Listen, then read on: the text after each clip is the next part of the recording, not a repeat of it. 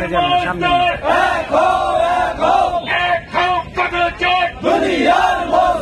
আমাদের দাবি বেতন আমাদের বেতন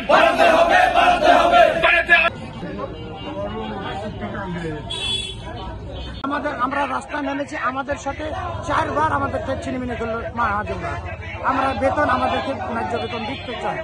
এই যে 600 টাকা আর একটা ড্রাইভার 1350 টাকা, এই যে বেতনে এই বর্তমান বাজারে সংসার চলে না। আমি যার জন্য আমি রাজশাহী জেলা প্রশাসকের কাছে আমি আবেদন আমার জোরহাত করে বলছি যে আমার শ্রমিক ভাইদের দিক তাকিয়ে ওনারা আমাদের শ্রমিকদেরকে নেতা ছাড়া আমাদের শ্রমিকদেরকে দেখে একটা ন্যায্য বেতন ধার্য আমাদেরকে করে দিই। আমরা শ্রমিকরা আমরা কর্মরত ফিরে যাবো। কথা হয়েছে সেটা বারবার যখন আসছে দেখা যায় একটা না একটা ছাড় দিয়ে আসছে, হয় হেল্পারের বেতন কম বা সুপারভাইজারের বেতন কম বা খুরাকি নাই বা 24 ঘন্টার কোনো ভাতা নাই।